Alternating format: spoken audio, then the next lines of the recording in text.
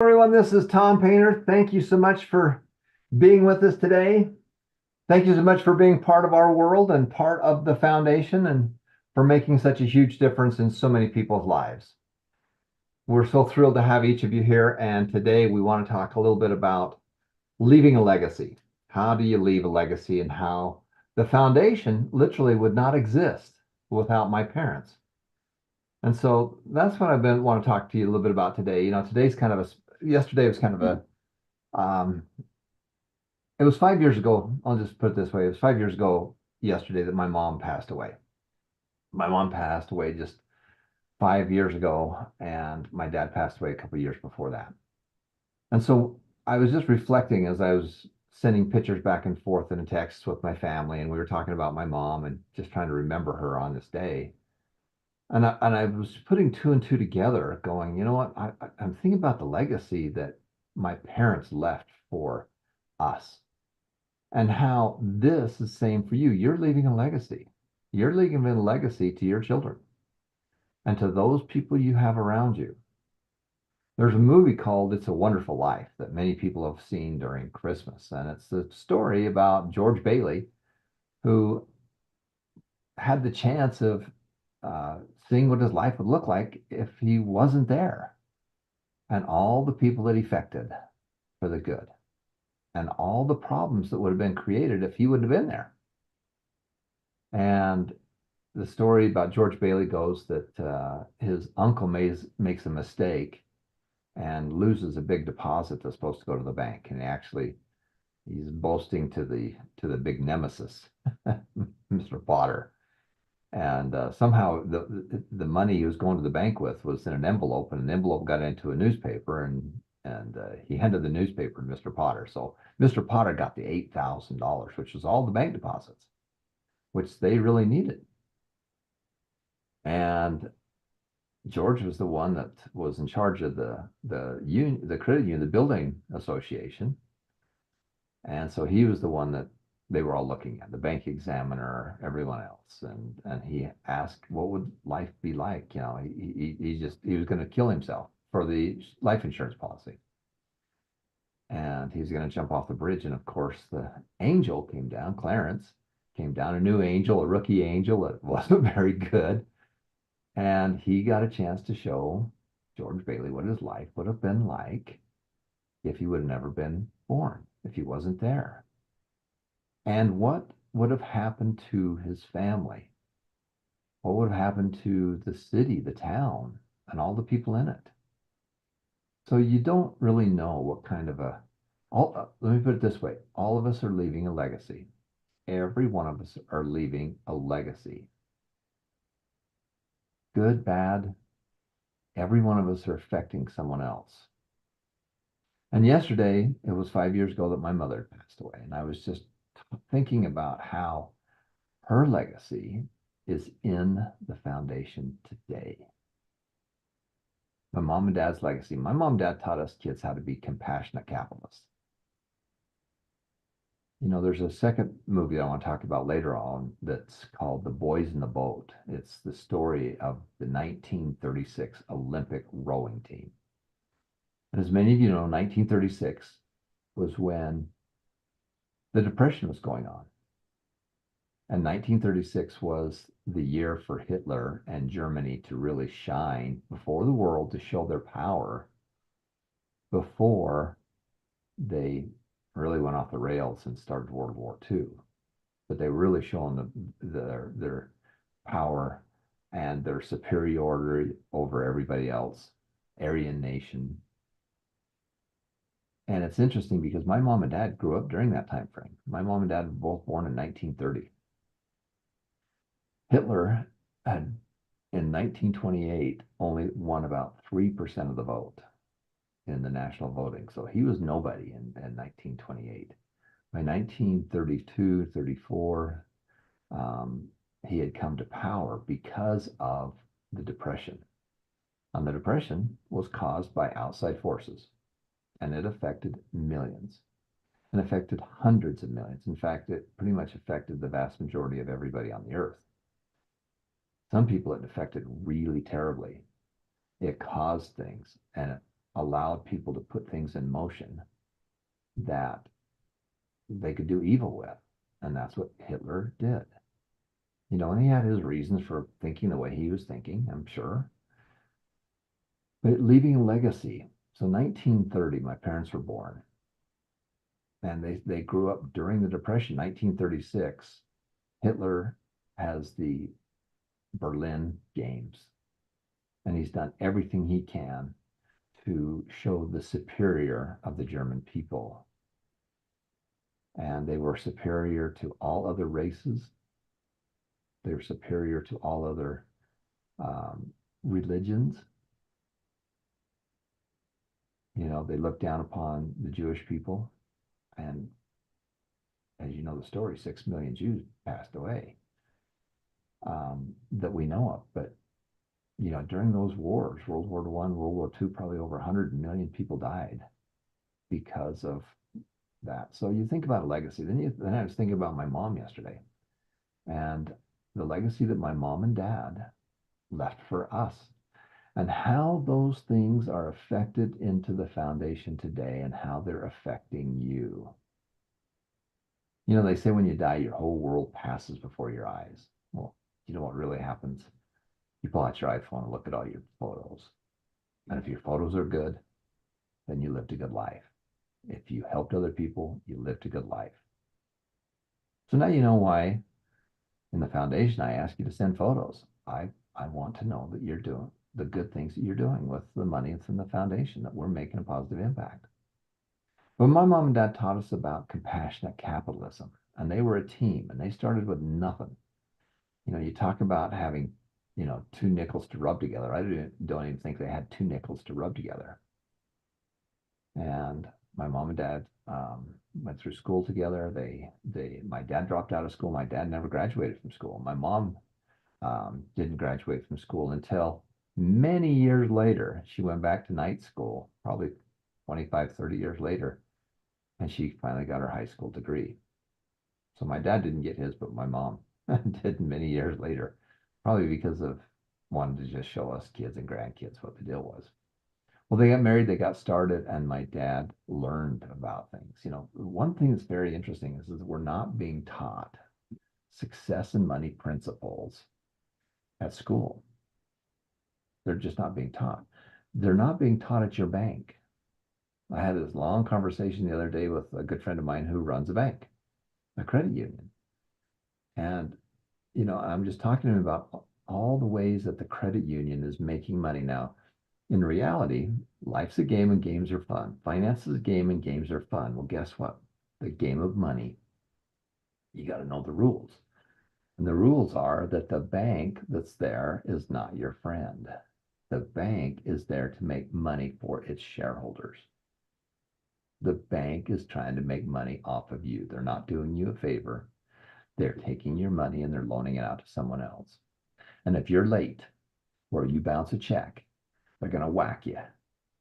This bank does $45. Now, if somebody bounces a check, it's probably because they don't have enough money.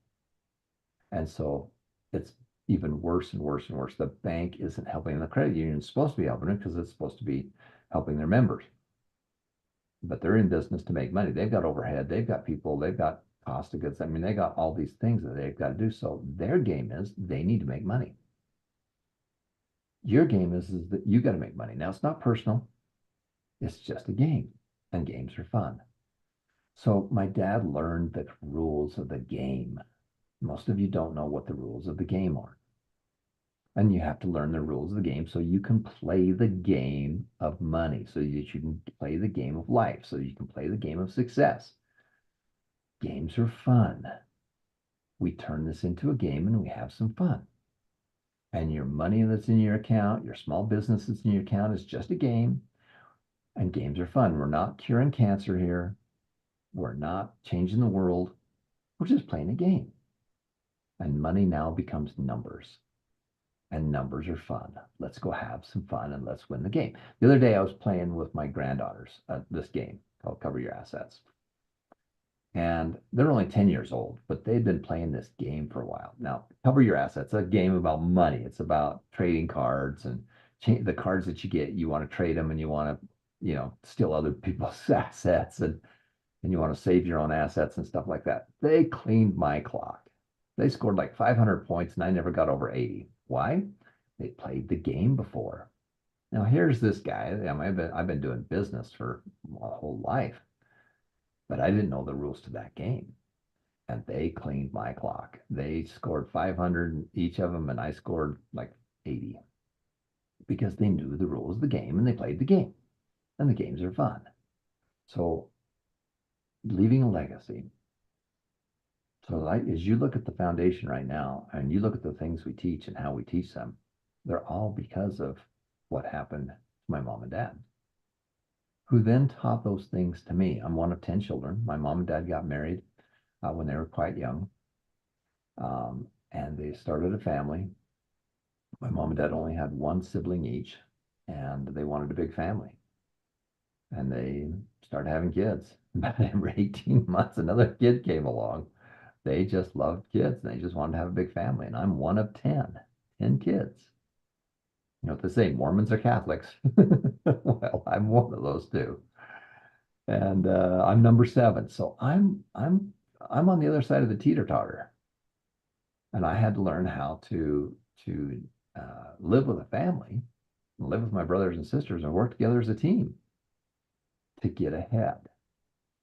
I'm going to talk to you a little bit about the 1936 rowing team in another segment, but the 1936 rowing team went to the Olympics, and 1936 was during the Depression. The Depression started, the crash started in 29.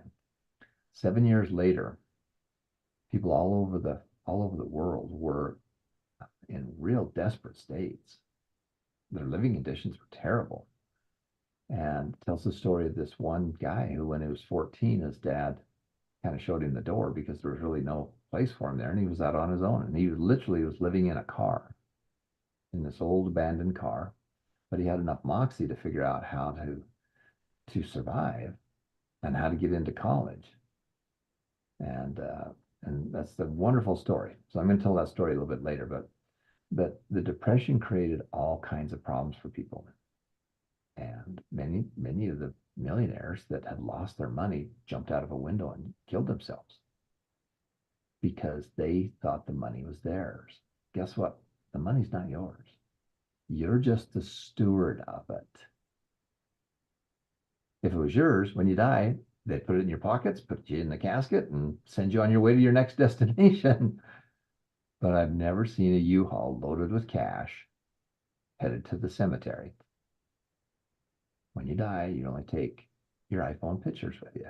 And the knowledge, did you do good or did you do evil? Did you help more people or did you hurt more people? The legacy of the foundation was designed differently. Now, I could have taken the $3 million that my wife and I put into the foundation, and I could be buying Facebook advertising, and I could be advertising our classes that way. And I could have taken that money to do that, or I could give it to you. And we chose to give it to you. Why? Because we want to help you get started. And the one thing that every adult has told me is that they wish they would have started earlier. They wish they would have started saving and, more importantly, investing at an earlier age. They wish that they would have learned the rules and the tricks to the game, because finance is a game and games are fun. Money is a game and games are fun. Success is a game and games are fun. But they weren't taught the rules. And they all say that they wish they would have done that. So that's why we do what we do. Now, on the other side, my goal, you're going to learn, earn, and return in your lifetime. You're going to do all 3 of those your whole life. I'm still learning. I'm still reading books. I'm still going to classes. I'm still learning things. I mean, I'm watching really good videos, and every day I try to put some new information in my mind. Warren Buffett is 93. He'll be 94 in August. My dad is 2 days older than Warren Buffett. He still reads 5 hours a day. Why? Because he calls it compounding. He's compounding his knowledge. He's compounding his experiences. The foundation is compounding because you are out telling other people about it and you are helping them it's going to compound. Now, in some of my old businesses, we used to spend $150,000 every week just in media, just in marketing costs. But when we stopped spending that money, the whole foundation, the whole business, stopped doing events and seminars and trainings and stuff like that. This one's very different. This one is grassroots and it compounds. And so, 3 or 4 years ago, we started with 300 people. Melody Ledesma in the Philippines, because we do a lot of charity work there. I was telling her what we were doing. She says, well, I got some people I'll help you with. I'll get some people in here. And then a programmer who served a church mission in the Philippines knew a couple of guys that were there, and he reached out to them from America to the Philippines. And those people knew people who knew people who knew people who knew people. The compounding effect. And remember the rule of 72. How long does it take for something to double? Well, the way you figure that out is you take your interest rate or your appreciation divided into 72. So if you're growing at 6% a year, 6 into 72 takes 12 years. So it takes 12 years for something to double. Well, we've gone from 300 people in about 3 years to 12,000. So we're compounding at the first part was pretty quick. So the question is, how many years does it take for us to double again, to get to 24,000 students, and then to 48,000 students, and then to 100,000 students? The compounding is what is making this work. How do we get from 150,000 hours to 1 million hours? We compound. We have more people, we have more students going through more classes, and then telling more people about it and giving away more money. Right now, we've got about 3,800 of you that have started saving and investing. We know because we've sent you money. We've sent you stock. And you had to show us that you had those accounts. We're planting money seeds and money trees. We're transplanting money trees to you now. Now it's your job to go outside and plant that tree and to water it and take care of it. The reason that we do what we do in the foundation and the reason we do the word of mouth is because on social media, everybody's yelling at each other. Everybody's trying to get your attention. And you'll sit down and look at TikTok and you'll get a dopamine hit for 8 seconds and see some dancing cats you thought was cute. And then you go to the next thing and the next thing and the next thing and the next thing. The game that TikTok is playing is they're playing to get your attention because they're selling advertising. That's their game. Facebook, the same thing. They're letting you use the platform, but what are they doing? They're taking all of your data and they're selling stuff to you. They're advertising. People are paying to be sponsored to get their thing on that feed. That's their game. Once you understand their game, you can see how they're winning. You can also see how they're doing what they do, and then you can learn from that. There's concepts that my dad taught me as a teenager that I used in businesses where we did hundreds of millions of dollars worth of sales because of some interesting concepts that I learned, in my youth. So everybody's in the game. And guess what? Even if you don't think you're in the game, you're in the game. If you're on this earth and you're breathing, you're in the game. You've been thrust into this game. You're in the game. Even if you close your eyes and say, I'm not playing, I don't want to play. Well, guess what? You're playing. Every one of you are playing the game of life. And everybody the whole world is playing this game. And the whole world's job is to take your money. The bank's job.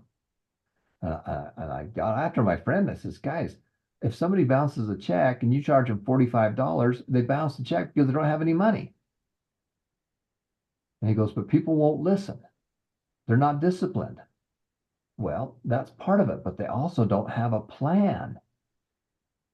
So I gave him the books, and he's looking through these books and going, well, this is simple. This is easy. Everybody's teaching trigonometry and algebra when we should be talking about basic math.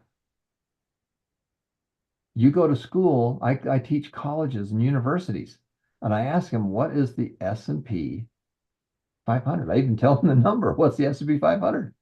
The majority of these smart college kids don't know what it is. We've tricked them into going to trigonometry and we haven't taught them the basics. You know what? You don't need the advanced stuff. You need to simplify. How do you simplify and then multiply? Simplify and multiply. McDonald's did that. They simplified the whole system and then they multiplied it. They found one that worked. They fixed it so it worked to perfection. And then they duplicated that same system thousands and thousands of times. So, legacy. You're leaving a legacy. Every person you see, every person you meet, you are affecting them for good or bad. You're affecting them. And it's not even what you say, it's what you do. And they're watching you. You know, if I wanted to talk to my dad, I had to go out in the garden and pull weeds with him or paint the fence or do something else because my dad was a busy guy. But I watched what he was doing and I learned from him. And I says, well, and I saw what he did and how he did it. And then I started doing those things. I was selling door-to-door Christmas cards as a young teen because we didn't have any money. And if I wanted to have any money to spend, I had to go figure out how to make some money. My dad taught by example. Well, that's what you're doing. Life's a game and games are fun. You are a legacy. You're leaving a legacy. And as we celebrated my mom's life, a celebration of life, and my celebration of my dad's life, I was just thinking, what was the legacy that they left? Well, you know what? The legacy is in the heart and soul of the foundation. Because without my parents doing what they did, we would not be doing what we do here. The foundation would not exist. It just wouldn't be. So you are all leaving a legacy. And it's not just my parents, but my grandparents, my great-grandparents. My dad's grandparents lost the family farm because they didn't have enough money to pay the taxes. That had a huge impact on my dad. He hated debt. And as a result, I learned from him. So whatever you're doing, you're passing that down to the next generation. Your actions are speaking louder than your words. So first of all, in an airplane, if an airplane has trouble and they bring down the oxygen mask, what do they say? Put the mask on yourself first and then your child. Well, that's kind of selfish. Why don't you put the oxygen mask on your child first? Well, number one, if you can't breathe, you can't put it onto your child. Number two, it's an example. Hey, I put mine on. Oh, I have to just do like mom does. Your actions are speaking louder than the words you're saying.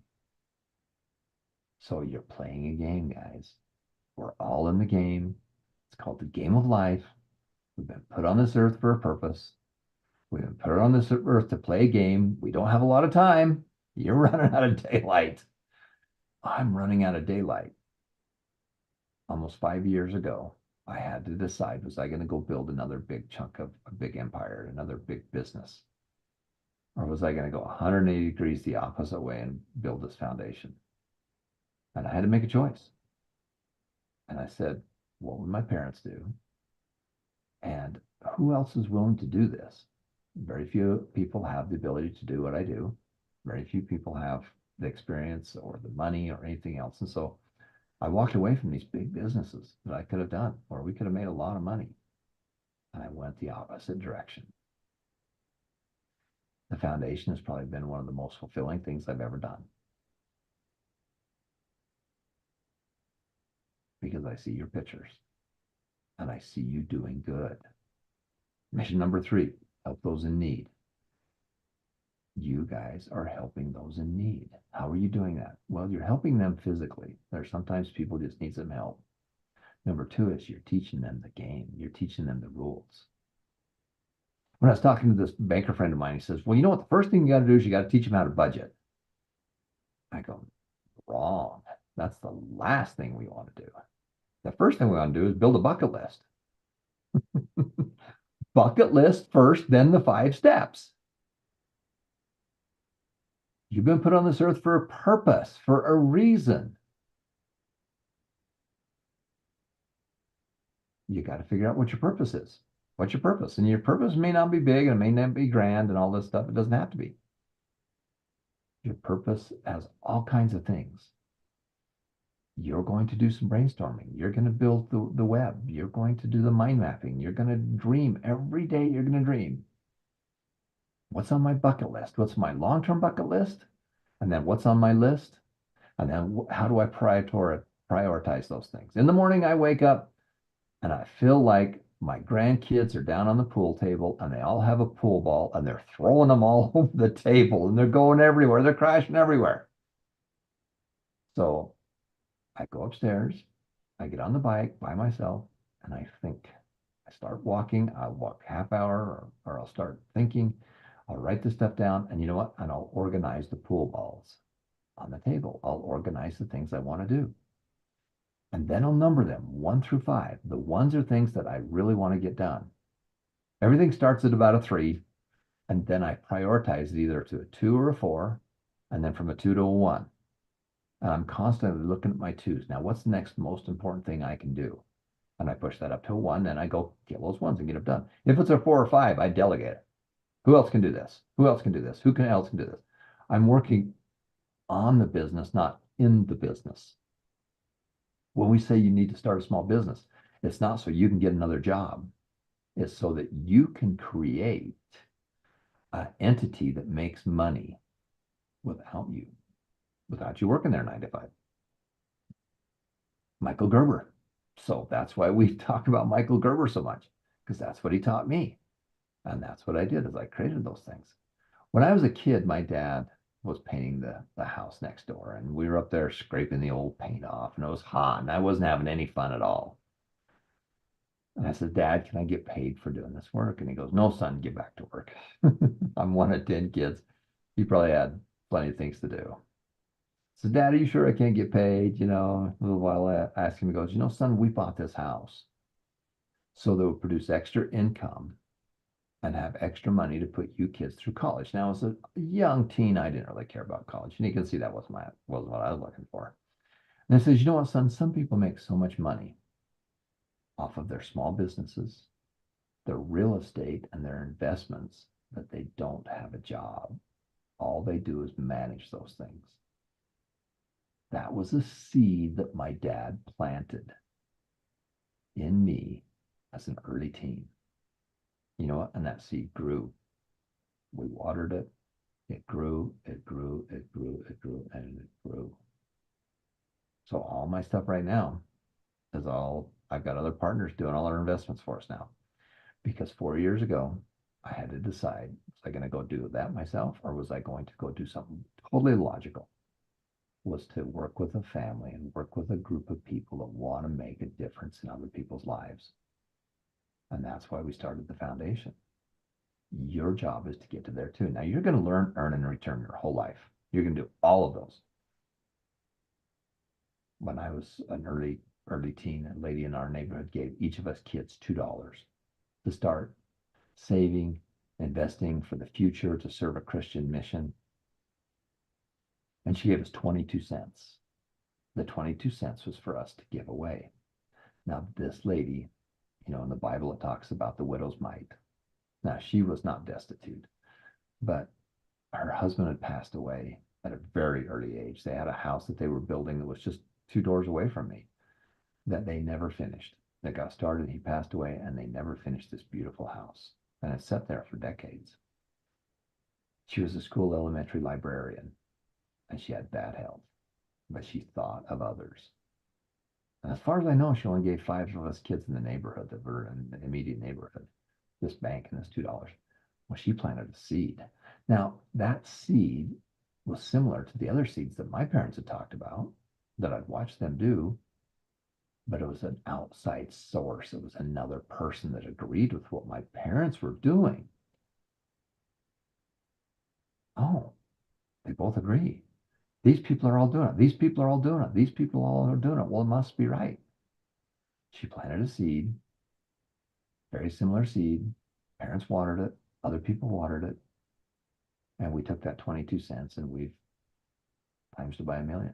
We times it by more than that because we put 3 million into the foundation. So you can see that that 22 cents has gone to millions and millions of dollars because we multiplied it. We simplified, multiplied it.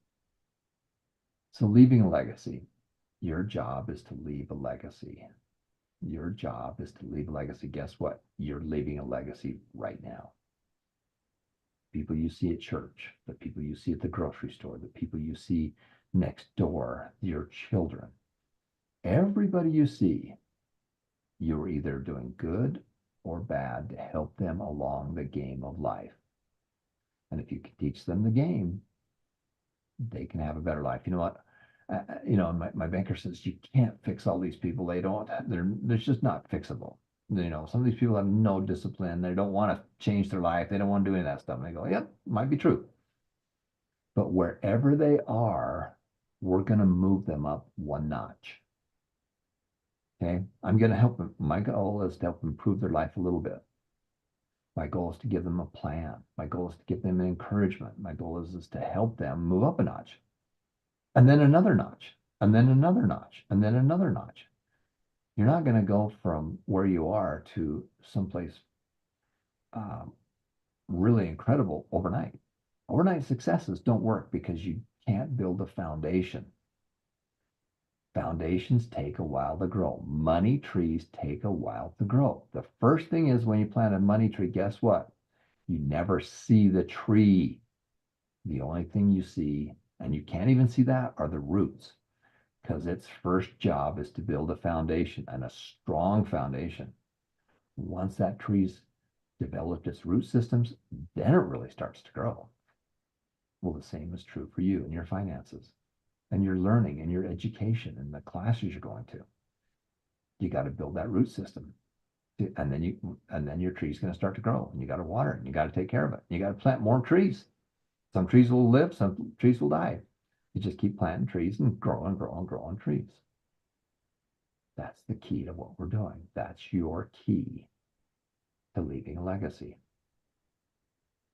The reason that we created the leaderboards in the Hall of Fame is because when you enroll somebody, guess what? They're connected to you.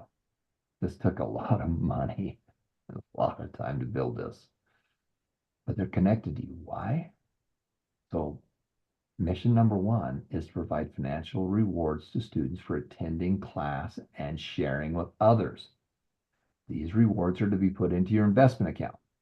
Why are they put into your investment account?